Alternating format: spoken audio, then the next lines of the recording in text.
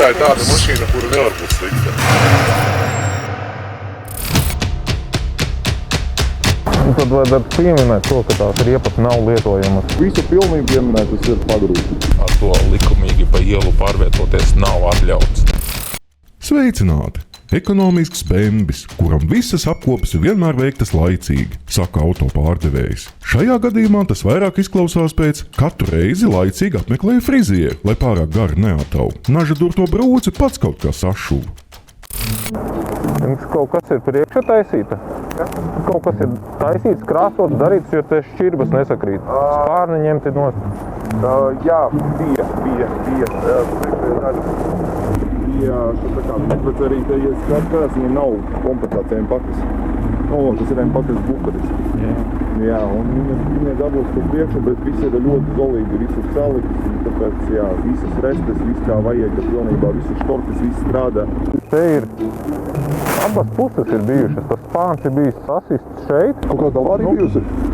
Es saku, priekšējā daļa ir aizgājusi, bet viņam ir tāda lieta, ka viņam spārns stiprinās tādām kā spailītēm, un viņa kustās.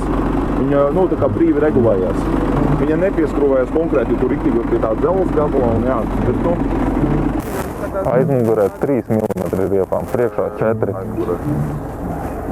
Ja 5, ko tu gribi, tur jau vairāk spolē. Vienkārši. Un tad vajadzētu pieminēt to, ka tās riepas nav lietojamas.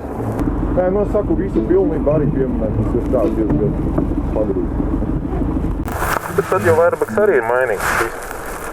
Airbag ir, viss ir. Varam reāli noņemt ierīkšā gumiņas, varat apskatīties. Pilnībā tur arī plasmas var noņemt, kad var redzēt arī airbagu veselu. Visa drošība ir vietā, pilnībā vietā. Airbagu vadības bloks ir mainīts. Viņu nedrīkst remontēt. Es nezinu. Šitam arī ir teikt, ka ir airbagu vīti. Viss prātis, jā. To var redzēt uz aci. Kaut kāds trieciens bija, avārija kaut kāda. Tur jā, bija trieciens. Aņā, tur ir visi tie dači, kur uzreiz priekšējā runa.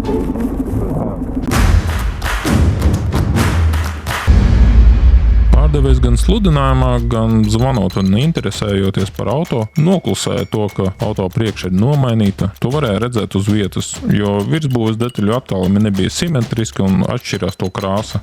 Tas liecina par to, ka auto ir cietis ceļu satiksmes negadījumā, un auto remontējot var redzēt, ka ir pamatīgi ekonomēts. Labajā atpakaļskata spogulī ir aptuveni 15 plaisas. Kādam var būt sīkums, bet tā nomaiņa izmaksā aptuveni 280 eiro. Riepu protektora dziļumi priekšējām riepām 4,1 mm, aizmugurējām 3,1 mm. Viennozīmīgi ar šādām riepām piedalīties ceļu satiksmē līdz 1. martam ir aizliegts. Auto apskatījāmies krietni pirms 1. marta.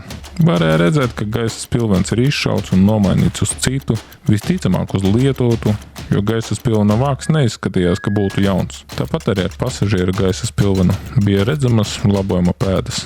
Pēc vienkāršas apskates nav iespējams noteikt, vai gaisa spilvena sistēma nostrādās nākamajā negadījumā. Sveicināti! Jūs esat īpašniece? Jā, es esmu īpašniece, jo tātad es vienkārši saruna bija. Vai jūsu brauceni ir agresīvi braucēji? Es esmu bruņurupatis pēc.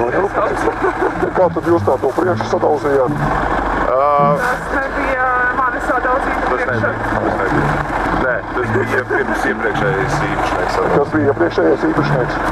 Iepriekšējais īpašnieks, viņš viņu atvedis ir pats arī no Beļģijas. Beļģijas? Jā, 18. gadā.